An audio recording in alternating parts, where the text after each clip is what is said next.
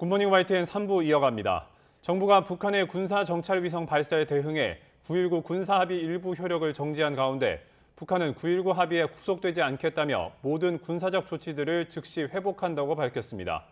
북한 국방성은 조선중앙통신에 게재된 성명을 통해 현 정세를 통제 불능의 국면으로 몰아간 저들의 무책임하고 엄중한 정치 군사적 도발 행위에 대한 대가를 반드시 치러야 한다고 주장하며 이같이 선언했습니다. 국방성은 지상과 해상, 공중을 비롯한 모든 공간에서 군사적 긴장과 충돌을 방지하기 위해 취했던 군사적 조치들을 철회하고 군사 분계선 지역에 보다 강력한 무력과 신형 군사 장비들을 전진 배치할 것이라고 위협했습니다. 이어 남북 사이에 돌이킬 수 없는 충돌 사태가 발생할 경우 전적으로 우리나라가 책임지게 될 것이라며 우리 정부가 9.19 합의 일부 조항의 효력을 정지한 것에 반발했습니다. 미국 정부가 북한 위성 발사에 따른 우리 정부의 9.19 군사합의 일부 효력 정지에 대해 지지한다는 입장을 밝혔습니다. 북한이 합의를 지속적으로 위반해 한국에 감당할 수 없는 도전을 안겼다며 이번 효력 정지를 신중한 대응이라고 평가했습니다. 워싱턴에서 권준기 특파원의 단독 보도입니다. 미국 국무부는 한국 정부가 9.19 군사합의 효력을 정지한 것과 관련한 입장을 묻는 YTN 질의에 긍정적으로 평가한다고 답했습니다. 과거에는 긴장 완화에 도움이 됐지만 북한이 합의를 준수하지 않아 한국 안보에 감당할 수 없는 도전을 안겼다는 겁니다. 특히 일부 조항의 효력 정지는 북한의 지속적인 합의 위반에 대한 신중하고 절제된 대응이라며 군사분계선 인근 공중 감시와 정찰 활동 재개로 북한의 위협을 감시하는 한국의 능력이 향상될 것이라고 내다봤습니다. 그러면서 미국은 군사협력과 투명성 제고, 위험 제거 조치 등을 통해 군사적 긴장을 관리하고 완화하려는 노력을 지지한다고 밝혔습니다. 앞서 지난주 한국을 방문한 로이드 오스틴 국방장관은 9.19 군사합의를 어떻게 할 건지 한국과 긴밀하게 협의하기로 했다고 밝혔습니다. 하지만 북한 위성 발사 당일까지도 미국은 9.19 군사합의는 한국 정부가 알아서 할 일이라는 원론적인 입장에 머물렀습니다. I think what you're referring to is the CMA. And again, that's an agreement between the two nations, and I just don't have anything further to share with you this afternoon. 국무부는 북한 위성이 궤도에 진입했지만 성공 여부에 대해서는 여전히 동맹국과 긴밀히 협력해 평가하고 있다고 설명했습니다. 또 러시아 기술 이전에 대해서는 점점 더 우려가 커지고 있다며 면밀하게 모니터링하고 있다고 밝혔습니다. 워싱턴에서 YTN 권중기입니다. 국회 국방위원회는 북한의 군사 정찰 위성 발사와 관련해 오늘 주무부처인 국방부를 상대로 현안 질의를 합니다. 여야는 이 자리에서 궤도에 안착한 것으로 알려진 북한 정찰 위성의 기술 수준과 우리 군의 대비책 등을 점검할 예정입니다. 현안 질의에는 신원식 국방부 장관과 합동참모본부 관계자들이 참석합니다. 국회 정보위원회도 오늘 예산안 상정을 위해 전체 회의를 여는데 여기에서도 여야 의원들이 김규현 국정원장을 상대로 북한 정찰 위성 관련 질문을 할 가능성이 있습니다. 윤석열 대통령의 영국 국빈 방문 중에 북한이 군사 정찰 위성 도발을 감행하면서 한영 회담에서도 군사 안보 협력이 주요 의제로 다뤄졌습니다. 수교 140주년을 맞은 양국은 다운인가 합의를 채택하며 전략적 동반자로 거듭났습니다. 런던에서 조은지 기자입니다. 영국 국빈 방문 사흘째 윤석열 대통령이 다운인가 10번지 순핵 총리 관저로 찾아갑니다. 수교 140주년을 맞은 양국은 군사안보와 산업, 과학기술과 인적 교류 등 모든 분야 협력을 약속하면서 글로벌 전략적 동반자임을 명확히 했습니다. 양국이 그야말로 혈맹의 동지이기 때문에 경제협력이라든지 과학기술 협력에 있어서 우리가 못할 일이 없다. Your state visit underlies the deep partnership and friendship between our two countries, and the signing of the Downing Street Accords today strengthens that friendship. 이틀 연속 북한이 도발을 감행한 가운데 두 정상이 서명한 다운인가 합의에는 그래서 북한 핵미사일을 규탄하고 러시아와 북한의 군사협력을 반대한다는 양국 입장이 또렷하게 담겼습니다. 두 나라는 국방 안보 협력을 위해 외교 국방장관급 2+2 회의를 신설하고 군대 합동훈련과 해양 공동순찰, 전략적 사이버 파트너십 체결 등 8개 과제를 명시했습니다. 파이브아이즈 국가와 채널이 탄탄해진 겁니다. 또 노벨상 수상자만 138명 배출한 과학기술 강국 영국과 인공지능, 양자 분야 협력도 강화하기로 했는데 대통령실은 여기에 군사전략적 함의가 있다고 강조했습니다. 미사일 탄두의 추진과 분리 과정에 오작동을 유발하거나 미사일의 궤적에 영향을 미쳐 계획된 목표 지점의 타격을 무력화시킬 수 있게 되기 때문입니다. 윤 대통령은 비즈니스 포럼에서 양국 경제인 200여 명과 만나 한영 FTA 개선을 통한 투자 환경 개선과 첨단 산업 공급망 협력 등을 강조했습니다. 삼성전자 이재용, 현대차 정의선, LG 구광모 회장에 런던 금융특구 시장과 롤스로이스 CEO 등이 참석한 가운데 수십 건의 협력 MOU가 체결됐습니다. 디지털, 공급망, 에너지 등 분야의 새로운 규범도 정립하여 양국 기업들이 마음껏 뛸 수 있는 운동장을 만들고 함께 세계 시장을 선도해 나가도록 할 것입니다. 이처럼 영국 국빈 방문 기간 안보와 경제를 두 축으로 촘촘한 일정을 소화한 윤 대통령은 오늘 밤 프랑스 파리로 건너가 최종 투표를 앞둔 2030년 부산 엑스포 유치전에 마지막 힘을 보탭니다. 런던에서 YTN 조은지입니다. 내년 총선을 앞두고 여야 내부에서 인적 쇄신을 요구하는 목소리가 잇따르는 가운데 공천 심사에 영향을 줄 현역 의원 평가가 화두로 떠올랐습니다. 결과에 따라서 이른바 물갈이 신호탄이 될 수도 있는 만큼 정치권의 시선이 쏠려 있습니다.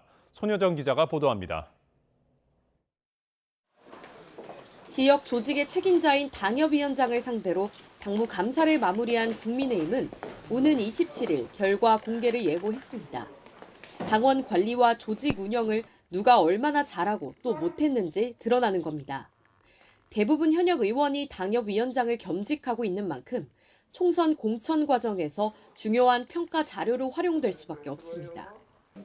특히 현역 의원 평가 하위 20%를 공천에서 배제하자는 혁신위 제안보다 더 엄격한 컷오프 규칙을 마련하겠다고 당 지도부가 공언한 터라 내부에선 술렁이는 기류가 감지됩니다.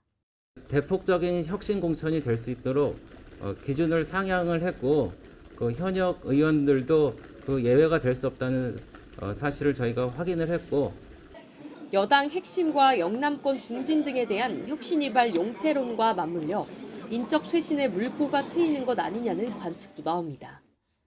실제로 국민의힘 핵심 관계자는 YTN과의 통화에서 공천 불이익이 예상되는 하위 평가자에 중진 의원이 포함될 가능성을 배제하지 않았습니다. 공천 심사와 연결된 당내 움직임에 촉각을 곤두세우는 건 더불어민주당도 마찬가지입니다. 연내 종료를 목표로 현역 의원 평가가 비공개로 진행되고 있기 때문입니다.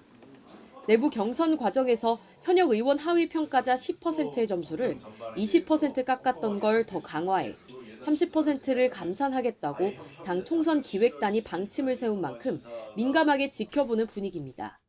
선출직 공직자 평가에 따른 경선 감산을 강화해야 한다는 데 의견을 모았습니다.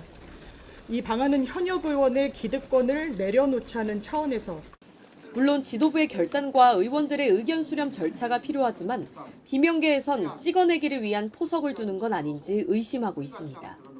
당 지도부의 부인에도 이른바 비명계 공천 학살이 현실화할 경우 계파 갈등의 골이 걷잡을 수 없이 깊어질 거란 관측이 나오는 이유입니다. 전통적 강세 지역을 중심으론 본선보다 예선, 즉 공천받기가 더 어렵다는 분석이 많은 만큼 여야 모두 내용의 불씨가 쉽게 꺼지진 않을 것으로 보입니다. YTN 손효정입니다. 더불어민주당이 설치는 암컷 발언으로 윤석열 정부를 비판해 논란을 빚은 최강욱 전 의원의 당원 자격을 6개월 정지하기로 했습니다. 민주당 당규 7호 32조 등은 비상한 시기 중대한 징계 사유가 있거나 당에 중대한 문제가 발생할 우려가 있을 경우 당 윤리심판원을 거치지 않고 최고위 의결로만 징계 처분을 할 수 있다고 규정하고 있습니다. 박성준 대변인은 당내 막말과 설화, 부적절한 관행에 엄중히 대처하고 느슨해진 당의 경각심을 환기할 필요가 있다는 언급이 있었다고 전했습니다. 국민의힘 윤재옥 원내대표는 민주당 인사들의 잇따른 설화 논란과 관련해 정치권 전체에 대한 국민적 비난을 초래한 망발을 한 분들은 스스로 정치를 그만두는 게 맞지 않느냐고 거듭 비판했습니다. 윤 원내대표는 최근 비하 발언 논란으로 구설에 오른 최강욱 전 의원과 허영 의원을 겨냥해 이같이 말했습니다. 특히 암컷이 설친다는 최 전 의원의 발언은 귀를 의심할 정도로 심각하다며 국민의 상식과 양식에 전혀 맞지 않는 입에 담지 못할 말이라고 지적했습니다. 한동훈 법무부 장관의 내년 총선 등판설이 갈수록 힘을 얻자 더불어민주당도 본격적인 견제에 나서는 분위기입니다. 출마 여부에 대한 입장부터 명확히 밝히라고 쏘아붙였는데 한 장관은 민주당이 자신을 띄워주는 것 같다며 밀리지 않았습니다. 임성재 기자가 보도합니다. 여의도 대비가 머지않았다는 관측이 나오는 한동훈 법무부 장관이 대구와 대전에 이어 국회를 찾았습니다. 스타 장관이라는 별칭답게 사진 촬영 요청이 쏟아집니다. 한 장관의 보폭이 갈수록 넓어지자 상황을 주시하던 민주당은 본격적인 견제에 들어갔습니다. 5천만이 쓰는 언어를 쓰겠다는 한 장관의 발언을 콕 집어 정치인인지 장관인지부터 명확하게 하라고 날을 세웠습니다. 한동훈 장관이 여의도 사투리 대신 5천만 언어를 쓰겠다고 했는데 법비들이 쓰는 서초동 사투리부터 고치십시오. 특활비와 관련해 국민이 납득할 수 있는 답변이나 제대로 하길 바랍니다. 국민의힘을 겨냥한 비판도 빼놓지 않았습니다. 집권 여당이 한 장관을 찬양하는 이른바 훈비어천가나 부르는 용산의 하청 정당으로 전락했다고 꼬집었습니다. 한동훈 띄우기에 열을 올리고 있습니다. 하지만 대통령은 나라님, 측근 장관은 세자로 모시는 듯한 국민의힘의 모습은 한심하기 짝이 없습니다. 야당의 집중 포화에 한 장관은 되려 민주당이 자신을 띄워주는 것 같다고 맞받아쳤습니다. 공직자의 법인카드 유용 사례를 거론하며 이재명 대표를 에둘러 공격한 데 이어 검사 탄핵을 추진하는 민주당의 행보를 동시에 저격했습니다. 어떤 공직자가 세금으로 공직생활 내내 세금 샴푸 사고 가족에게 법카 줘서 소고기랑 초밥 먹으면 저는 그건 탄핵 사유가 된다고 생각해요. 거기다가 사투리 얘기하실 게 아니라 그 질문에 답을 하셔야죠. 여당 내에선 한 장관의 내년 총선 출마를 기정사실로 보는 기류가 확산하고 있습니다. 실제로 여권 핵심 관계자는 YTN과 통화에서 한 장관의 행보는 김기현 대표와 교감 아래 이뤄진 거라며 이런 관측에 힘을 실었습니다. 다만 당 일각에선 한 장관의 등판이 실제 선거에 도움이 될지 엇갈린 평가도 나옵니다. 우리가 흔히 말하는 중수청이라고 하는 중도 수도권 청년 그 부분에 있었을 때는 일단 실제로 수치 자체에서 여론조사 자체에서 그렇게 높게 나오지는 않거든요. 한동훈 장관의 총선 역할론이 거론될수록 야당의 견제는 더 거세질 것으로 보입니다.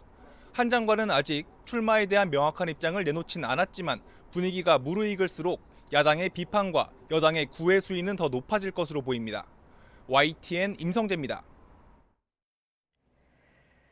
중앙부처 소속 7급 공무원이 근무 시간에 사무실에서 인터넷 방송을 켜고 신체를 노출한 사실이 드러나 중징계를 받은 것으로 YTN 취재 결과 확인됐습니다. 20대 여성 주무관 A씨는 해외 소셜미디어 라이브 방송을 통해 근무 도중 사무실에서 수차례 신체를 노출해 최근 정직 3개월 처분을 받았습니다. 국가개발 사업을 담당하는 부처에서 근무하는 A 주무관은 방송 도중 부처 이름과 조직도가 드러나면서 국민신문고에 신고가 접수돼 감사를 받았습니다. 해당 부처는 A씨가 방송을 통해 수익을 창출한 사실은 확인하지 못했다며 품위 유지 의무 위반 등으로 징계를 결정했다고 설명했습니다. 어제 오후 인천 검단 신도시 아파트 건설 현장에서 50대 작업자가 추락해 숨졌습니다. 부산에선 전기차 택시가 상가 건물로 돌진해 큰 불이 났습니다. 나혜인 기자가 전해드립니다. 텅 빈 아파트 공사 현장의 맨 위층만 불이 켜졌습니다. 어제 오후 4시 40분쯤 이곳에서 50대 남성 작업자가 건물 밖으로 추락했습니다. 119 수복차고 왔다 싣고 갔어요. 좌우에서 떨어졌어요. 나간이 없었죠, 하나가. 지상 11층 높이에서 떨어진 남성은 심정지 상태로 병원으로 옮겨졌지만 끝내 숨졌습니다. 정확한 사고 경위는 아직 파악되지 않았는데 경찰은 동료 작업자들을 상대로 안전모 착용 같은 산업재해 예방 수칙을 지켰는지 조사하고 있습니다. 내년 초 완공을 앞둔 이 아파트는 한국토지주택공사 LH가 발주했고 공사비가 50억 원이 넘어 중대재해처벌법 적용 대상입니다. 자동차를 집어삼킨 시뻘건 화염이 건물까지 번졌습니다. 주택가를 지나던 전기차 택시가 근처 상가를 들이받으면서 불이 난 겁니다. 엄청 심해요. 빨리 와주세요. 건물도 타고 있어요. 빨리 와주세요.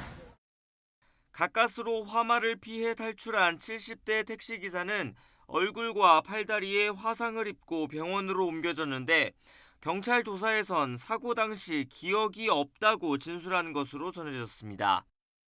이 밖에 다친 사람은 없었지만 택시와 건물이 불에 타면서 소방서 추산 5천만 원어치 재산 피해가 났습니다.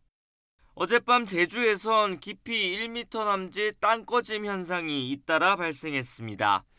다행히 다친 사람은 없었는데 제주시는 일단 현장 통행을 제한하고 복구 작업과 함께 원인을 파악하고 있습니다. YTN9입니다. 푸른색 신호등의 횡단보도를 건너던 보행자 3명이 80대가 몰던 승용차에 치여 숨지는 사고가 발생했습니다. 어제 오전 6시 45분쯤 강원도 춘천시 퇴계동 남춘천역 인근 도로에서 82살 A씨가 몰던 승용차가 횡단보도를 건너던 보행자 3명을 그대로 들이받았습니다. 이 사고로 70대 B씨 등 여성 3명이 심정지 상태로 병원으로 옮겨졌지만 결국 숨졌습니다. 숨진 보행자들은 푸른색 신호등에 횡단보도를 건너다 사고를 당했으며 경찰은 운전자 A씨가 음주 상태는 아닌 것으로 보고 정확한 사고 원인을 조사하고 있습니다. 중고거래 앱에 올라온 백화점 모바일 상품권을 몰래 가로챈 남성이 경찰에 적발돼 검찰에 넘겨졌습니다. 도용 방지를 위해 가려놓은 바코드를 복원하는 수법으로 교환한 실물 상품권이 무려 수천만 원어치에 이릅니다. 안동준 기자입니다. 서울에 있는 한 대형마트. 검은 마스크를 쓴 남성이 상품권 무인 교환기 앞으로 다가옵니다. 휴대전화로 여러 차례 바코드를 찍자 교환기에서 실물 상품권이 착착 나옵니다. 30대 남성 A씨가 교환한 건 중고거래 애플리케이션에 올라온 모바일 상품권. 돈을 주고 거래한 적도 없지만 A씨에겐 자기 것이나 마찬가지였습니다. 무단 도용을 막기 위해 판매자가 색을 칠해 가려놓은 바코드를 컴퓨터 프로그램으로 몰래 복원한 겁니다. 이런 방식으로 1년 6개월 동안 서울과 경기 일대 백화점 등을 돌며 A씨가 실물 상품권으로 교환한 상품권은 무려 3천만 원어치에 달합니다. 중고거래 앱 판매자나 구매자는 상품권을 써보지도 못하고 고스란히 당했습니다. 어이가 없었어요. 그 바코드도 제가 반을 잘랐었어요. 그 다 지운 것도 아니고 반을 자르고 위에 거를 지운 거였는데 이 사람이 다 살린 거죠. A씨는 상품권을 교환할 때 걸어서 이동하거나 마스크와 안경을 바꿔 쓰는 식으로 추적을 피해오다 결국 경찰에 덜미를 잡혔습니다. 경찰 조사에서 A씨는 수집벽이 있어 상품권을 모았을 뿐이라고 주장했지만 100만 원어치는 실제 사용한 것으로 드러났습니다. 이런 기술적인 수단을 이용해가지고 복원해서 범행에 이용할 수 있으니 중고거래를 할 때 바코드를 아예 게시하지 않도록 주의가 필요합니다. 경찰은 A씨를 불구속 상태로 검찰에 넘겼습니다. 또 압수한 실물 상품권 1년 번호를 역추적해 현재까지 파악된 피해자 130명에게 상품권 1,300만 원가량을 돌려줬습니다. YTN 안동준입니다.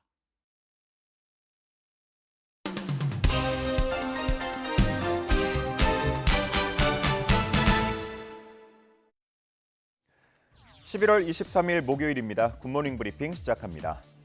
자, 오늘은 사진 한 장 먼저 준비했습니다. 거리가 낙엽으로 뒤덮여 있는 모습인데 노란빛이 아닌 초록빛으로 물들어 있는 모습이 무언가 어색하기도 합니다. 이를 본 시민들은 초록색 잎이 한꺼번에 진 건 처음 본다거나 은행 냄새가 아니라 풀내음이 난다 등의 반응을 보이고 있습니다. 이 낙엽은 일조량이 줄어드는 가을철부터 나무가 잎의 영양분을 뺏기지 않기 위해서 떨어뜨리면서 만들어집니다. 보통은 잎 안에 엽록소가 파괴되는 것과 잎의 줄기에서 분리하는 작용이 거의 동시에 일어나게 되는데 올해는 평범하지 않은 11월 날씨가 이어지면서 이렇게 이상현상이 발생했습니다. 11월 초순까지 10도 이상의 기온이 이어졌고 지난 18일을 기점으로 전국이 갑자기 영하권으로 떨어졌죠. 나무 입장에서는 미처 준비할 새도 없이 갑자기 겨울이 찾아왔다고 느낄 수 있겠는데 그러다 보니 급하게 잎을 떨어뜨리는 과정에서 이렇게 초록 낙엽이 만들어진 겁니다. 전문가들은 이러한 초록 낙엽이 기후 위기의 신호라고 분석하고 있습니다. 그리고 이러한 현상이 지속, 심화한다면 앞으로 가을에 단풍 보기가 힘들어질 거라는 진단도 내렸습니다. 다음은 남산 곤돌라 이야기를 다룬 한국일보 기사 보겠습니다. 이달 초 남산 예장공원부터 남산 정상부까지 운행하는 남산 곤돌라의 설계 시공을 위한 입찰 의뢰가 진행됐습니다. 2025년 준공을 목표로 하는데 시간당 1,000명 넘는 승객을 운송할 수 있을 것으로 기대되고 있습니다. 하지만 남산 곤돌라 사업은 과거에 2차례 무산된 바 있는데 당시 수익성 문제 또 자연 경관을 해친다는 반발이 있었습니다. 기사에서는 이번 세 번째 사업 추진 역시도 그리 순탄치는 않을 거라고 보고 있는데 기존의 문제들에 더해서 인근 학생들의 학습권 침해 우려가 제기되고 있기 때문이었습니다. 현재 조감도에 따르면 곤돌라는 유치원 1곳, 초등학교 2곳, 고등학교 1곳, 또 대학교 1곳을 지날 가능성이 큽니다. 때문에 학부모, 학생 그리고 시민단체에서는 반발을 하고 있는 상황입니다. 소음이 걱정된다, 구경거리가 될까 걱정스럽다, 카메라 줌 기능이 워낙 좋아서 범죄에 악용될 수 있다는 등의 반응이 나오고 있습니다. 한편 서울시 측도 이러한 우려를 잘 알고 시공사들과 대책을 마련할 방침이라고 하는데요. 곤돌라가 숲을 지나가기 때문에 학교 쪽 시야는 차단될 가능성이 크고 외부 조망을 못하게 하는 등의 조치를 폭넓게 고민 중이라고 밝혔습니다. 다음은 귀농 이야기를 다룬 동아일보 기사입니다. 소멸 위기에 놓인 지자체들이 1인 귀농 귀촌인 유치에 공을 들이고 있다는 소식입니다. 기존에는 2인 이상 가족 단위 귀농인에 대한 지원책이 대부분이었는데 점차 1인 귀농이 늘면서 이에 발맞춰 변화를 시도하고 있는 겁니다. 작년 귀농 가구 중 1인 귀농의 비율은 75%에 달했는데요. 통계 작성이 시작된 2013년과 비교했을 때 58% 크게 늘어난 모습입니다. 그러면서 지원 조건에서 가족 1명 이상과 함께 전입해야 한다라는 내용을 없애거나 기존 2인 가구 이상을 1인 가구로 바꾸면서 진입 장벽을 점차 낮추고 있습니다. 전문가들은 1인 귀농이 대세가 된 만큼 나홀로 귀농인에 대한 인적 네트워크를 제공하고 초기 정착에 어려움을 겪지 않도록 편의시설을 늘릴 필요가 있다고 말하고 있는데요. 다시 말해 보다 실효성 있는 전입 유인책을 내놓아야 지방 소멸을 막는 데 도움이 될 거라고 보는 겁니다. 마지막으로 한겨레 신문 보겠습니다. 내년 폴리코노미 덮치나라는 제목의 기사입니다. 내년에는 우리 총선을 포함해서 주요국에서 각종 선거가 치러집니다. 그러면서 경제가 정치에 휩쓸려가는 이른바 폴리코노미의 해가 본격적으로 열리게 된다는 전망이 나오고 있습니다.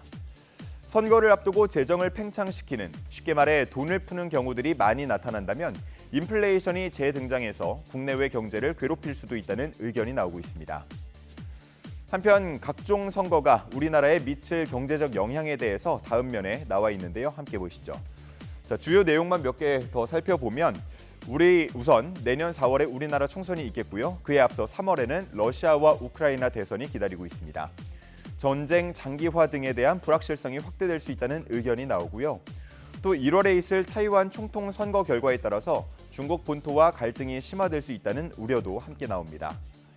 한편 미국 대선은 내년 11월에 기다리고 있는데 이에 앞서서 7월부터 8월 전당대회 등을 통해서 대선 후보를 가릴 예정입니다. 이때부터 미국 내 갈등이 심화할 거고요. 정책 불확실성이 커질 수 있다는 전망이 나옵니다. 대선 결과에 따라서는 인플레이션 감축법, IRA 등 기존 정책의 존폐 여부도 알 수 있을 것으로 보입니다. 11월 23일 아침 신문 살펴봤습니다. 지금까지 굿모닝 브리핑이었습니다.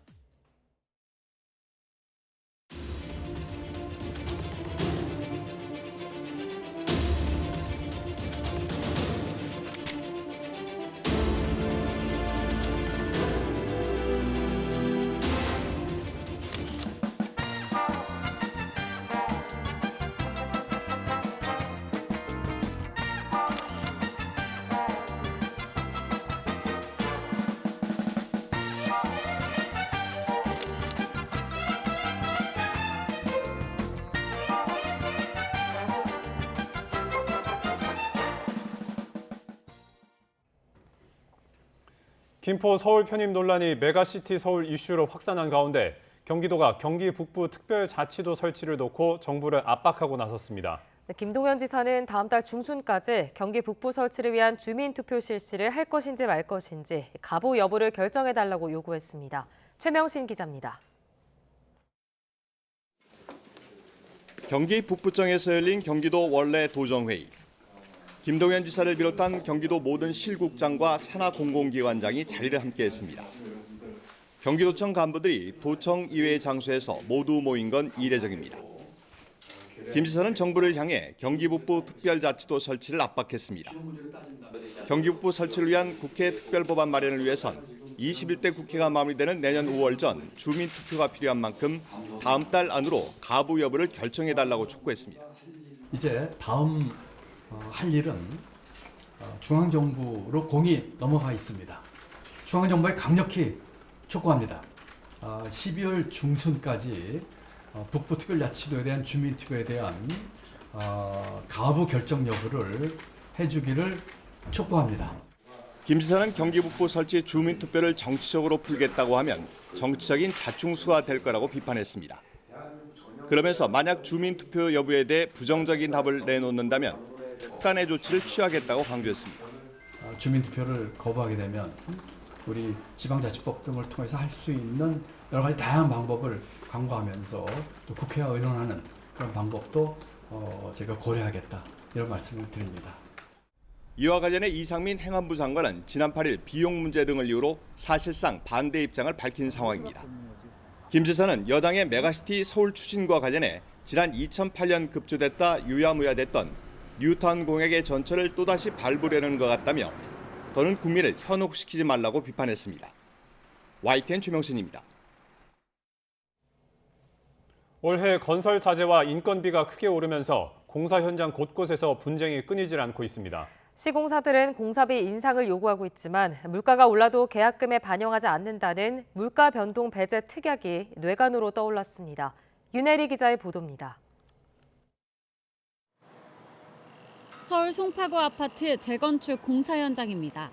지난 8월 시공사 측은 문화재 발굴로 공사가 늦어지는 동안 오른 원자재 값과 인건비를 포함해 공사비를 2천억 원가량 올려달라고 요구했습니다. 조합원 한 명당 1억 4천만 원을 추가로 부담해야 하는 수준인데 협상은 아직 진행 중입니다. 한국 부동산에 검증을 받아야 돼요, 저희가. 그게 나와야 저희도 이제 금액을 이제 협의가 가능해서 일단 나와야 돼요.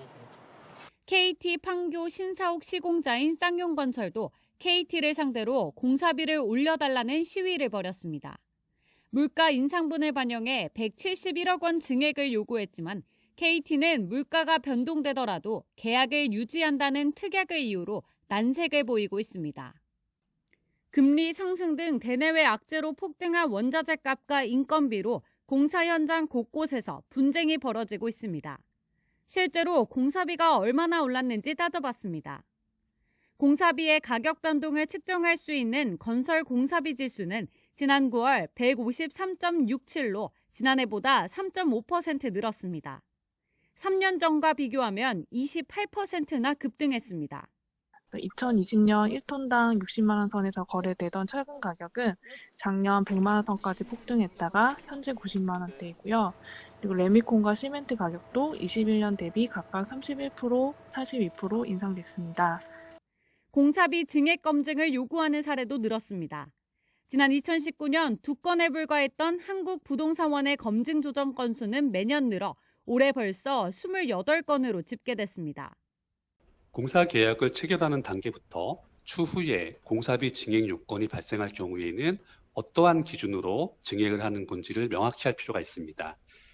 전국 공사 현장에서 분쟁이 속출하는 가운데 전문가들은 소비자 물가지수나 건설 공사비 지수 등 공사비 증액 기준을 계약서상에 명시해야 분쟁을 줄일 수 있다고 조언합니다.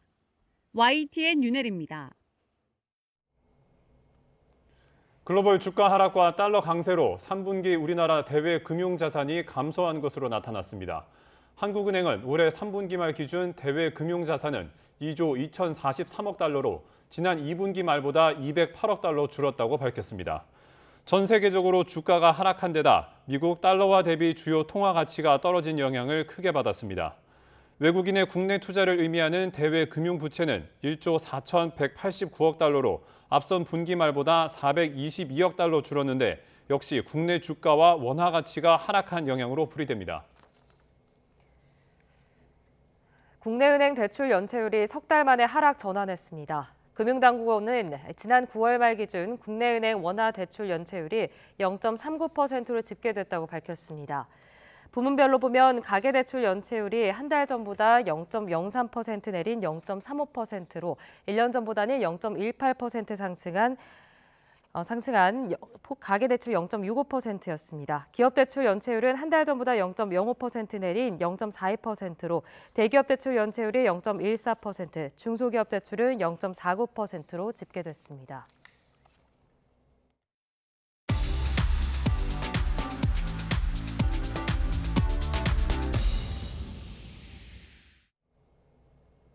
경제 소식을 빠르고 친절하게 전달해 드립니다. 오늘 굿모닝 경제는 이정원 한양대학교 경제금융대학 교수와 함께합니다. 교수님 어서 오세요.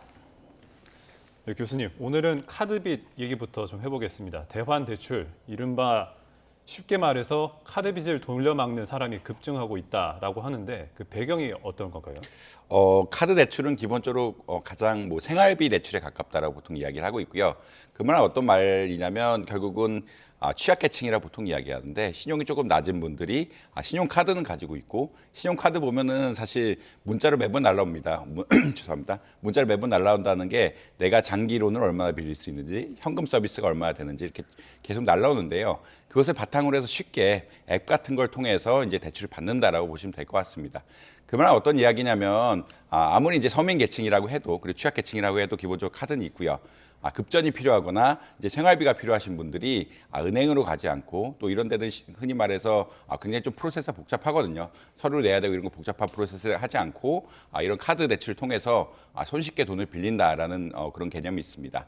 근데 이제 카드론이 대환이 된다는 얘기는 빚을 못 갚고 다시 이제 카드론을 한다는 이야기인데 보통 이런 경우에는 그 흔히 말해서 이자율이 올라가게 됩니다. 한번 못 갚았기 때문에 물론 이제 롤오버라고 해서 한 번 더 빌려주긴 하지만 이자가 올라가게 되고 흔히 말해 신용등급까지 떨어지는 이런 상황들이 발생을 하는데 결국은 지금 경기가 안 좋은 게 근본 원인이 아니냐라고는 말씀드릴 수 있겠습니다. 아무래도 이제 지금 봤을 때 계속적으로 이런 것들이 생활비 대출이고 생활비 대출이 못 갚고 있다는 거는 그만큼 자영업자라든지 취약계층들에서 이제 돈을 못 보고 있고 갚을 여력이 안 된다.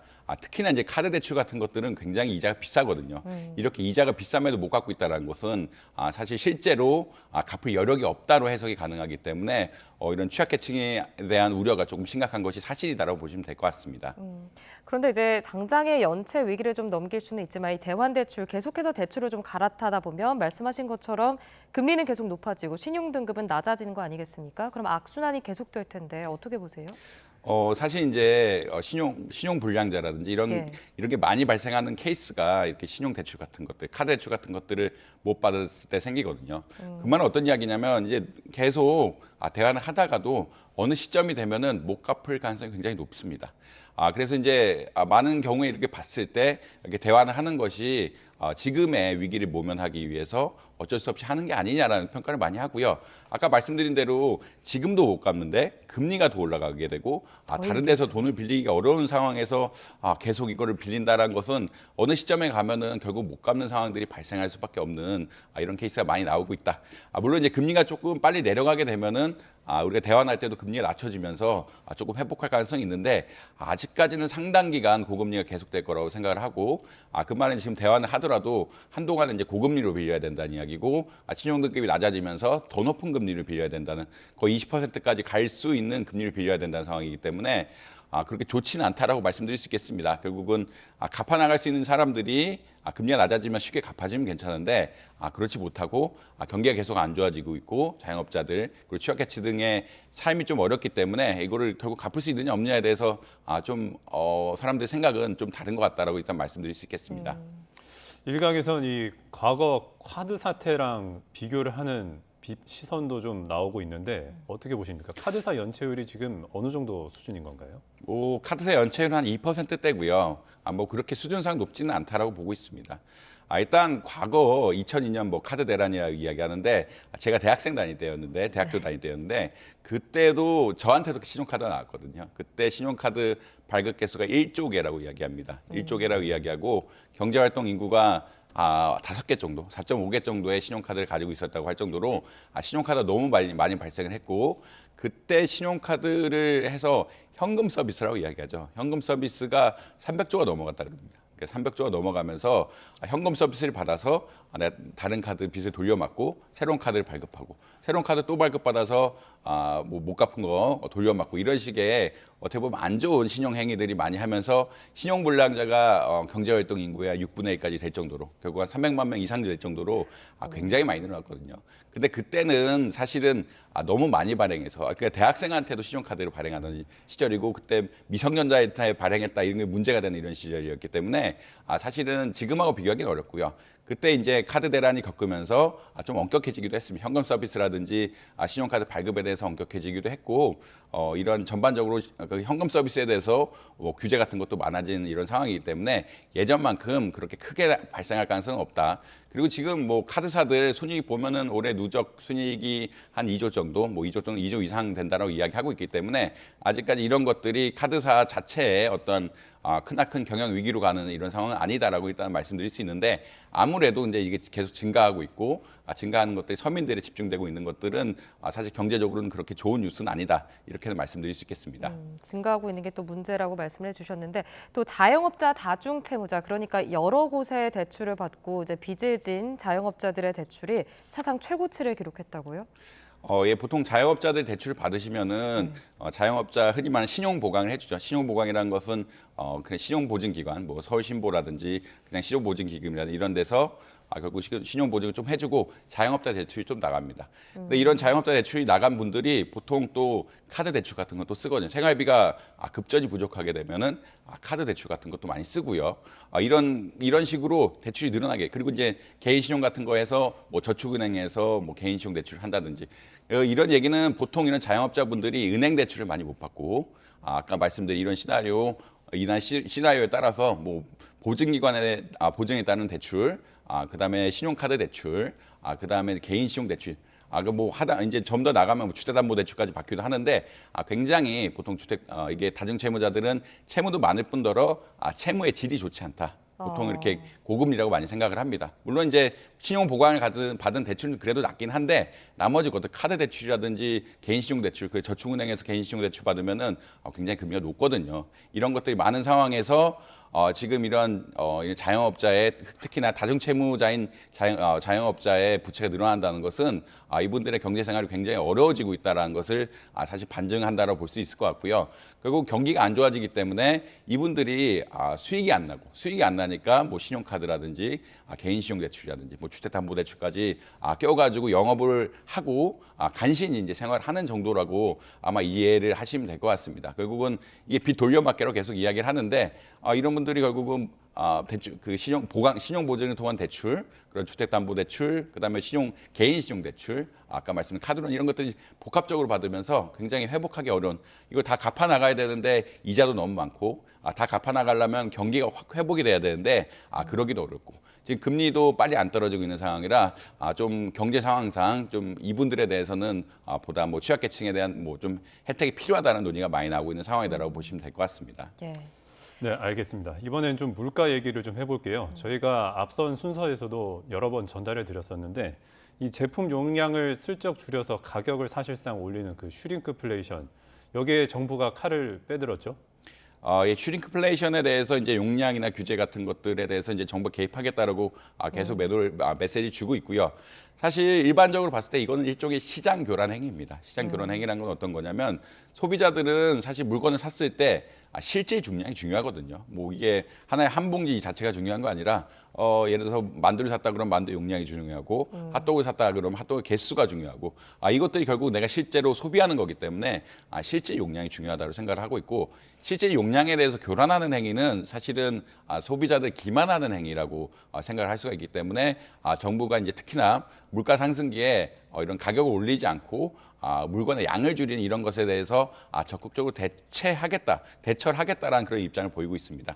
결국은 이런 것들이 꼼수라고 보통 이야기죠. 꼼수라고 이야기하는데 꼼수가 사실 시장 교란 행위고 시장 교란 행위가 소비자의 편익을 중대하게 해칠 수가 있기 때문에 이런 걸 사실 막는 게 맞다. 이거 혹은 이런 게 있다라고 하면은 정확하게 공지를 해서 정확하게 공지를 해서 이게 양이 줄었다. 그러니까 기만 행위를 못하게끔 하는 여러 가지 장치를 만드는 게 아마 중요하다고 보시면 될 것 같습니다.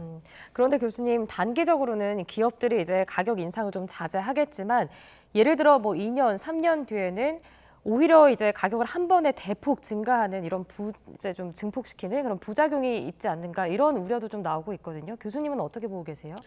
사실 이런 우려가 뭐 있는 것은 사실이고요. 아무래도 이제 물가 상승 압력이 좀 있을 때 원가가 올라가게 되고 원가가 올라간 것을 가격에 반영을 해야 되는데 지금 계속 못 올리다가 어느 시점 또 물가가 올라간다 이럴 때 반영할 수 있는 여지는 분명히 있다라고 보시면 될 것 같습니다. 그럼에도 불구하고 이제 소비자들이 좀 불만을 가진 것은 물건 가격이 안 떨어진다는 이야기거든요. 물건 원가 같은 것들, 밀가루 가격 같은 것들 좀 떨어지면은 라면 가격 같은 것도 탄력적으로 좀 떨어져야 되는 것이 아니냐. 설탕 가격 같은 것들이 떨어지면 좀 떨어져야 되는 것이 아니냐라는 이야기가 있는데 결국은 이런 것들이 반영이 안 된다는 불신이 있고 이런 불신을 어느 정도 해소해주는 차원에서 결국은 지금 조금 올라갔다가 할지라도 미래에 내려가게 된다 그러면 사실 또 원가 상승 압력이 좀 줄어들게 되는 것이거든요. 결국 소비자들이 가공식품이라든지 이런 데 가장 불만을 가지는 것은 원가 하락분만큼 가격이 안 떨어지는 게 아니냐라는 계속 의혹이 있고 이게 수익이 결국 이런 걸 따라서 뭐 수익이 늘어나는 이런 것들이 있는데 사실은 아까 말씀드린 대로 분명히 우려는 있다. 왜냐하면 물가 상승 압력이 계속된다고 하면은 원가가 올라가게 되고 어느 시점이 되면 도저히 기업이 영업을 못할 거기 때문에 가격이 갑자기 폭등하는 이런 계기가 있을 수는 있지만 소비자들이 우려하는 부분도 분명히 있는 것은 사실이다. 물가가 떨어졌음에도 불구하고 뭐 밀가루 가격이라든지 이런 식용유 가격이라든지 이런 게 떨어졌음에도 불구하고 가격을 안 내리는 것들에 대해서 소비자들 불만이 많은 것도 사실이기 때문에 이런 것들이 적절한 선에서 아마 반영이 돼야 되지 않느냐. 그리고 지금 슈링크플레이션에 관한 이야기는 고지를 하겠다는 이야기거든요. 고지를 하겠다는 이야기이기 때문에 물가 상승 전체하고는 상관이 조금 별로 없는 이야기고 뭐 원가 흔히 말하는 개수를 지킬 거면 뭐 물건 가격을 올리는 것도 맞긴 맞겠지만 뭐 적절한 선에서 올려라라는 이제 일종의 정부의 지침이라고 보시면 될 것 같습니다. 네, 알겠습니다. 저도 개인적으로 또 좀 궁금한 거를 좀 여쭈고 싶은데 이번에 중국이 흑연 수출 통제를 이제 발표를 했잖아요. 이 흑연이 어떤 원료, 사실 뭐 연필심에 들어가는 정도로만 알려져 있지 흑연이 어떤 원료이길래 무기화가 되는 건지 그리고 중국 점유율이 도대체 얼마나 되기에 이렇게 무기화에 나설 수 있는지 그게 좀 궁금하거든요. 일단은 뭐 연필에 쓰는 게 흑연이 맞습니다. 샤프심이라든지 뭐 이런 게 흑연이 맞는데 최근 각광을 받는 이유는 2차 전지에 음극재에 쓴다고 얘기합니다. 2차 전지란 것은 결국 전지이기 때문에 양극도 있고 음극도 있고 그것을 전해준 전해지라고 분리해준 분리막이 이렇게 다 있는데 이 음극재로 쓰이는 음극재가 보통 원가의 한 14% 정도 차지한다고 이야기하고 있거든요. 음극재의 대표가 이 흑연이라고 보시면 될 것 같습니다. 음극재의 질이 좋아지면 좋아질수록 충전 시간이라든지 혹은 어떻게 수명이 좋아진다고 보통 이야기하고 있습니다. 그렇기 때문에 사실 흑연이 2차 전지의 중요한 원료라고 많이 생각을 하고 있고요. 사실 이제 흑연의 생산만 보면은 중국이 한 70% 정도 생산하고 브라질 이런 데서 나머지 30%를 생산합니다. 근데 흑연을 가공하는 것은 좀 다른 이야기인데 흑연을 가공하는 것은 보통 되게 오염 산업이라고 이야기하고 있고요. 이런 오염 산업이 할 수 있는 데들이 그렇게 많지 않습니다. 그러니까 또 땅도 넓어야 되고 다른 지역에 피해도 안 줘야 되고 민원 같은 데 잘 처리할 수 있는 이런 데가 나와야 되는데 그런 나라가 사실은 중국이고요. 중국은 워낙 토지가 넓고 그다음 민원 같은 것들이 처리가 쉽고 그다음 환경 문제에 대해서 약간은 아직까지 이제 흔히 말하는 경각심이 좀 부족한 나라이기 때문에 이런 경각심이 좀 덜한 나라이기 때문에 흑연 생산을 굉장히 많이 합니다. 그래서 흑연 원료 자체는 70% 만들지만 흑연은 가공해야 되는데 가공한 것은 90% 이상이라고 보면 될 것 같습니다. 사실 이전에 이제 게르마늄하고 갈륨에 대해서 중국이 무역 제재를 했는데 여기는 거의 100%거든요. 거의 100%고 이제 전 세계 생산량의 97%를 차지하는 이제 흑연에 대해서도 어떻게 보면은 중국이 관리를 하겠다라는 그런 입장이고요.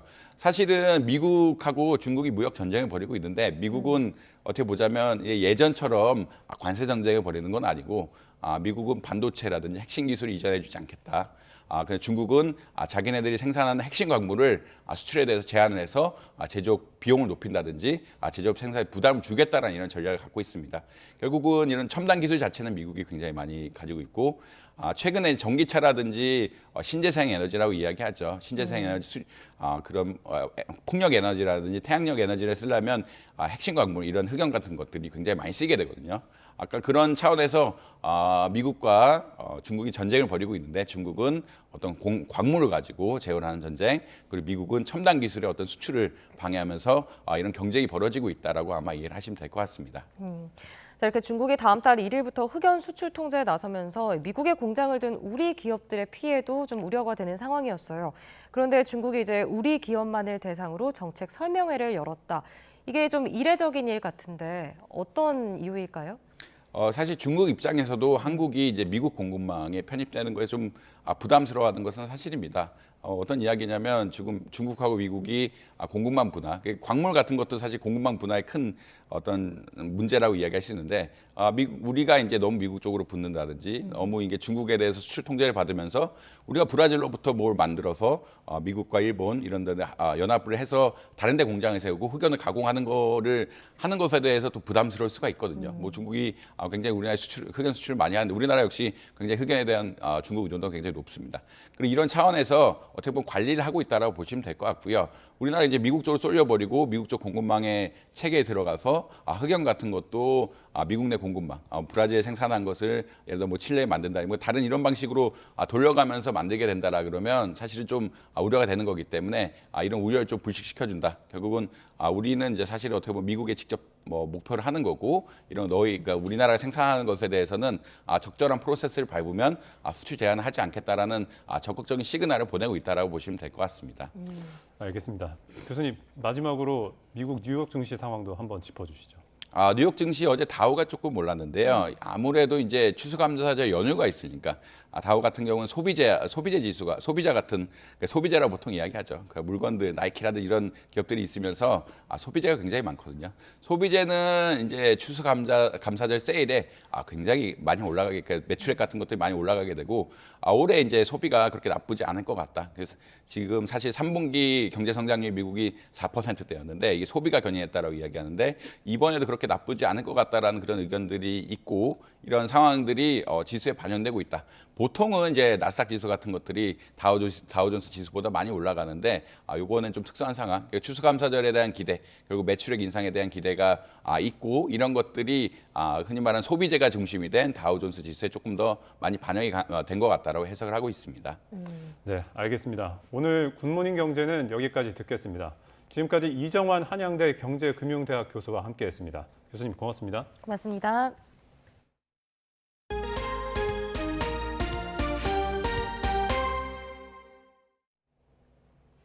우리나라가 유네스코 세계유산 등재를 심사하고 결정하는 세계유산위원회 위원국으로 선출됐습니다. 사도광산 등을 등재하려는 일본을 견제하고 우리 입장을 피력할 수 있는 통로가 열렸습니다. 서봉국 기자입니다. 우리나라는 세계유산협약 당사국 총회에서 세계유산이 신규 회원국에 뽑혔습니다. 아시아즈 그룹 내 공석 중 한 자리를 채우며 카자흐스탄, 베트남 등 8개 나라와 함께 진입했습니다. 통산 4번째 세계유산이 선출인데 올해부터 2027년까지 위원국으로 활동하게 됩니다. 외교부는 이번 당선이 세계유산 제도에 대한 기여를 바탕으로 한 적극적인 외교 교섭의 성과라고 평가했습니다. 세계유산위는 각국이 제출한 세계유산 목록을 심사해 이 가운데 문화유산, 자연유산, 복합유산을 선정합니다. 역사적, 문화적, 자연적 중요성 등 다양한 기준을 고려합니다. 일제강점기 조선인 강제노역 현장인 일본 사도광산 등재가 내년 최종 결정을 앞두고 심사 중인 상황에서 의미 있는 성과입니다. 일본은 2년 전 선출돼 2025년까지 활동하는 상황. 심사 과정에서 일본을 견제하고 우리 입장을 적극 피력할 수 있는 통로가 열렸기 때문입니다. 역시 논란의 대상인 군함도, 즉 하시마 탄광 등 일본 근대 산업시설에 대한 관리 현황도 심사 대상인 만큼 우리 목소리를 얼마나 반영할 수 있을지 주목됩니다. YTN 서봉국입니다.